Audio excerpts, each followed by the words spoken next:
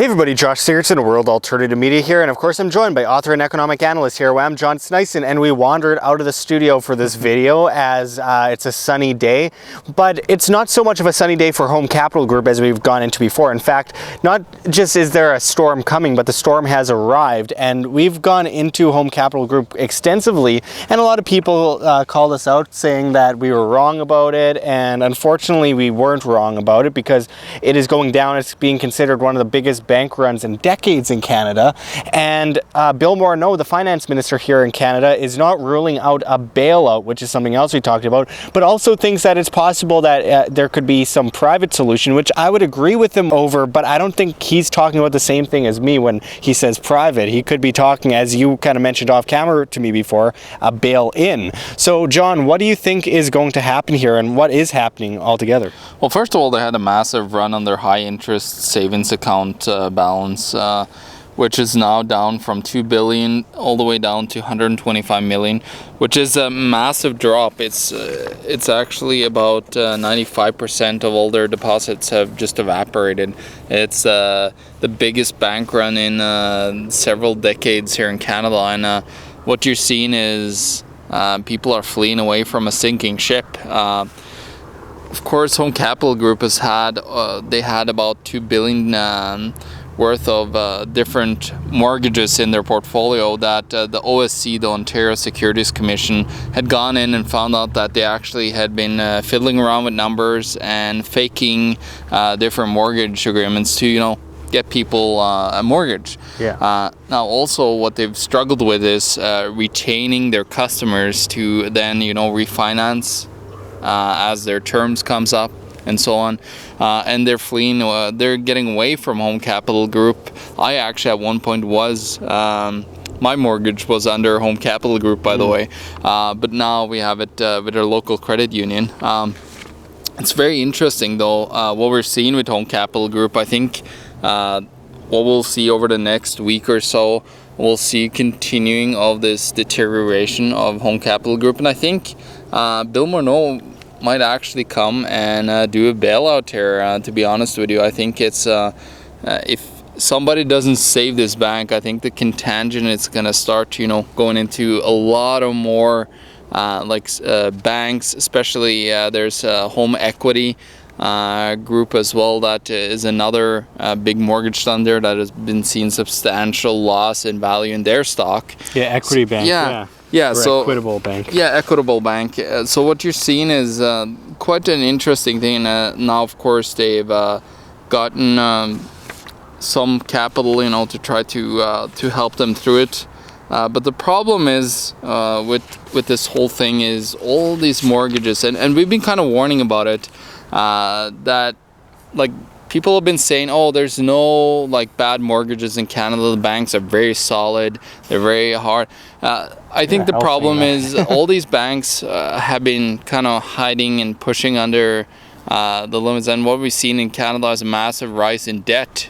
Private debt to GDP is incredibly high. It's the 10th highest in the world. And what we've seen is this massive rise in debt everywhere. And of course, now Home Capital Group, their main income is mortgages, and when they lose in that, on top of having bad mortgages as a part of it, we're going to see the fall of this, the whole lending scheme that they have going. Well, what does this say for the markets in Canada? I mean, how epic is this fall? Well, this is the biggest fall that's been here for a very long time. I don't know exactly how far back we can go to see a like one. But of course, there's been other banks that have been warning people that have been investing, because Home Capital Group has put out what's called GICs. It's called Guaranteed Income Certificates. And CIBC, for example, has warned their advisors to tell their people to limit investors' exposure to under 100,000, which is, of course, the insured CDIC rule. And of course, the CDIC has not paid out anybody since 1996. So what is interesting here is, and of course I expose this in my book, Canada, the Greatest Economy in the World, ? I do talk about the CDIC and how they have very limited 0.39% of all the deposits under $100,000 they actually have to insure those deposits. Wow. So what we're seeing is a bank run that I believe is just going to worsen. I think, of course, Canada being a centrally planned economy with Bill Morneau and Stimpoltz and all these bankster guys on the top there, I think they're going to panic and wanting to calm markets. They're probably going to do a bailout, but I don't know, it might backfire on them because people are starting to see that, oh, well, Canada isn't this great economy that we were promised. As your upcoming book will go into extensively, of course. But it's interesting, though, considering that Canada seems to be a big fan of, well, I shouldn't say Canada as a whole, as a collective, but the Canadian government seems to be a big fan of the bail-in regimes. And, of course, we were one of the first in the world to have it incorporated into our budget. Yeah. And do you think it's possible to see a bail-in? Well, it could be a bail-in of the very limited amount of money left into the high deposit account that they have. It's $195 million left there. Yeah. There might be some recapitalization from that. Yeah, I guess that wouldn't work out too well for them. No, it's not going to be enough money to save Home Capital Group, first of all. Yeah. So what they're going to have to look at is probably taxpayer bailout, in my point of view, to be honest with you. Wow. Well, it's a sad road we've gone down, but it's something that if more people listened, people would have been more prepared for, because it's something that people like myself and John and others have been talking about for so long. And people don't want to listen. People want to sugarcoat things and say everything's all right. Let's be ultra optimistic about everything when, you know, we're on the railroad track and the train's coming at us. And it's unfortunate, but the more you know about the manipulation of the markets, the more you know about the manipulation of the monetary system, the more you know how to get out of the way from the moving train. And we hope that people start listening and heeding the warning. But you know, we will continue to cover this issue, of course, as it continues to develop, and we will be the first to say that we are wrong if everything goes well. But come on now, that's not going to happen. Not with, at least not with Home Capital Group, and not with the markets as a whole, because that manipulation begets the fall, and the manipulation of the monetary system begets the fall, and it's inevitable, and the fundamentals are off the table, but we know that it's going to happen one way or another. Well, yeah, there's so many bubbles everywhere. We're looking at bubbles in the stock markets, the credit markets, the housing markets, of course. So they created all these bubbles simultaneously. The central bank has, because of course Canada's central bank is a low 0.25% interest rate, which is insanity. It's like close to negative. Now, I do believe we're going to see negative interest rates, to be honest with you, and I think it's going to come after a collapse where they implement more of a cashless society that they've been talking about.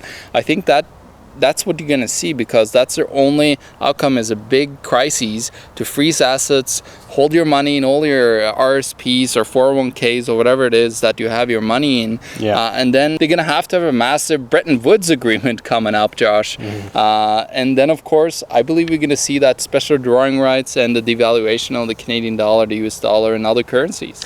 Yeah, the globalists keep on pushing their control complex further and further, and people don't listen, and that's to the fault of both the people and the globalists, because if people do nothing and stay apathetic, then this is obviously going to continue to enslave them, and they thrive off of debt, and we are the debt. We are the people that are pushed into servitude due to the debt. So, John, walk with me for a second.